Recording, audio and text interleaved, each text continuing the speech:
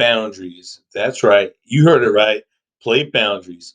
If you take a look at this map behind the title, you're going to see some bold lines, and those represent where different plates on Earth meet.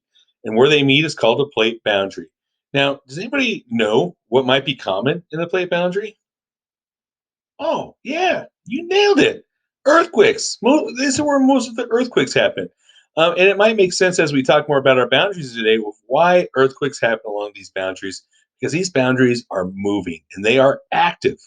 Now, there's three types of boundaries that we're going to look at today. And these three types are characterized by every boundary you can see on this map.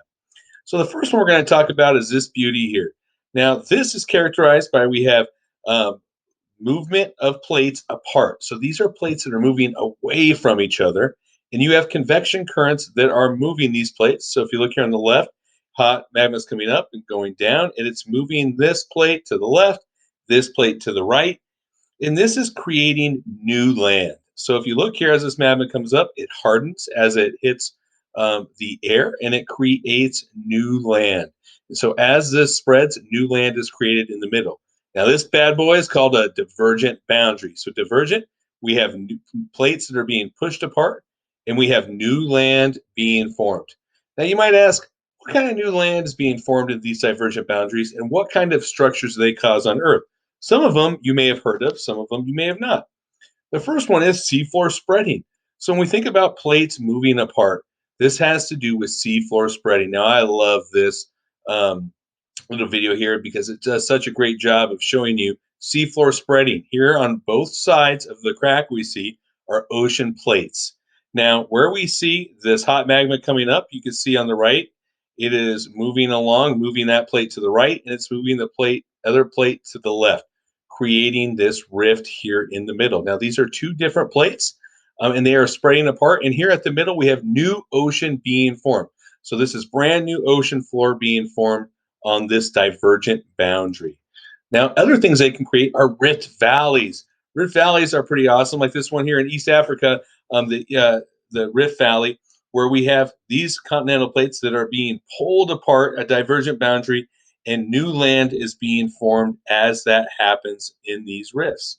Now we have one more thing. Now this one, you're going to see Miss Lanigan underneath the ocean in a mid-ocean ridge. There she is. Hi, Miss Lanigan. Looking good, diving down the mid-ocean ridge. And again, we have two ocean plates that are being pushed apart. And as they're being pushed apart, it creates these ridges where new ocean floor is being created as it goes. Pretty awesome. Way to go, Miss Lanigan. Now we're going to move on to convergent boundaries. There are three types of convergent boundaries. Now, they can either be an ocean to a continent, and these are so here's our ocean plate on the left, the continental plate on the right. And these two plates are colliding. It is a gigantic collision with lots of force and energy that's going to create some things we'll talk about. You could also have ocean crust to ocean crust. And that also two ocean plates that are colliding. And then you can have continent to continent collisions. So we have three different types of convergent boundaries. We have ocean to ocean, continent to continent. And these are the plates that are crashing into each other. Now, what kind of things do convergent boundaries create? Well, the first thing is mountain ranges. They Convergent boundaries create the most amazing mountain ranges around the world. And if we look here, here's our continental plate as it becomes subducted down. Now, as it goes down, this process is called subduction. So, whenever you see a plate going down, that is called subduction. It is being subducted into the earth, and as it goes in, it will melt, turn into new crust once again. But as this happens, it pushes mountains up into these giant mountain ranges as that plate gets pulled down. And here are some examples of those. We get some of the most majestic mountains that we have, again, from plates going down and then creating mountains as they go at convergent boundaries. Convergent boundaries also create trenches. So when we have an ocean plate or two ocean plates that are colliding, one of them becomes subducts, and then you have a trench where that goes down where that plate goes down. Now, you may have heard of some trenches around. Why don't you go ahead and think of one, and we'll ask you at the end of this. And here, as this comes down, you have volcanoes that are being formed as this hot air goes or hot magma goes up to the surface. So here's our trench right here. Again, we can see this plate going down, being subducted, creating that trench. And here's a picture of the Great Mariana Trench, so we can see here. And then there's Nemo and Dory. They're lost. They don't know what they want to do with this trench. So, like, oh, well, we know this is a convergent boundary. We have a trench that's formed because one ocean plate's being subducted by the other. Should we go through? Should we not?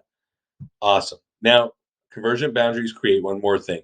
They create volcanic island arcs.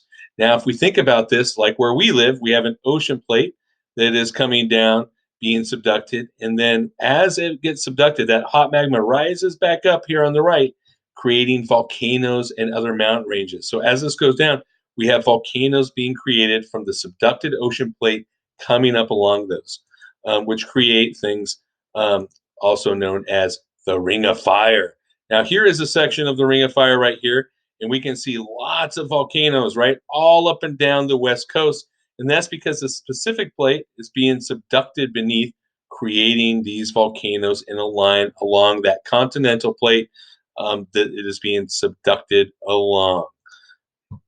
So here's some examples of this. There's Mount Adams. Here's Mount St. Helens. Hi, Mount St. Helens. We were there just shortly. In fact, we'll be talking about volcanoes later in this unit. And Mount Rainier. Wow, look at Mount Rainier. Just absolutely beautiful. Again, it's formed from a subducted ocean plate, hot magma rising up, creating a volcano. And there is Mount Baker. These are all three of the mountains that me and Miss Lanigan visited this summer to create um, videos on volcanoes for you guys. Now, there's one last type of boundary that we haven't talked about. So far, we have divergent, where they are moving apart. We have convergent, where they are moving together.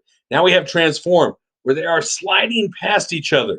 Now, these boundaries are pretty interesting. They're not colliding, they're not being pulled apart, but they are sliding. And these are called transform boundaries. Now, one key note in here, unlike our other boundaries, we do not have new land that is formed with transform boundaries. With divergent, we have rift valleys, things like that, that are making new land. With convergent, we have new volcanoes that are forming and things. But with transform, we have no new land being formed. Now, the most famous transform fault we've probably all heard of is the San Andreas Fault. This is in Southern California. And this is a fault that as these slip, we have really intense earthquakes in California. Now, if you move from California, earthquakes to you are probably pretty normal because they get a lot of earthquakes in Southern California because of this transform fault. Think of it as this: hold your hands together really tight, okay, on the other end, and then slide them, and you're probably going to feel some heat in between your hands. That heat is from friction. And when we take the plates, and if we slide the plates together in the same way, not only does it generate that same type of heat, but it generates a ton of energy in the form of an earthquake. And we will talk more about that when we get into earthquakes. Now, the last thing here is our hot spots. There's places in our Earth's crust where we have these hot spots of magma burrowing up. And these can happen in various places. The most famous one that I think most of you will know of is the Hawaiian Island chain. Over millions of years, this hotspot underneath the Hawaiian Islands has created volcanoes. And we watched what last year, where on the main island Hawaii, we had that volcano creating new land all over the place as it spewed lava out. Now, as this plate moves, new landforms are formed. So if we were to turn back the clock on these Hawaiian island chains, Kauai would have been one of the first islands made, then Oahu, then Maui, and then finally Hawaii is being made. And that's because the plate is moving, but the hot spot is not. So as the plate is moved, this hot spot remains, making volcanic islands pop up as the plate moves. Pretty awesome stuff. Now, let's take a look at this and we can see here is the weight of the volcano here is coming down. It's bending the plate of the lithosphere. The plate carries the volcanoes away from the hot spot. So there we go. We have the plate moving, the hot spot's right beneath it. And as that happens, you see new island chains being formed. So that was a great example of showing how that goes. Again, here it goes again. As it moves, the plate moves over time. We have new hotspots form and new volcanoes and new land that are formed on there. Awesome. Now, and we end up with Hawaii. Oh, take me there right now. It looks gorgeous. All right, guys. So, again, the three types of boundary we have divergent, convergent, and transform boundaries. Awesome.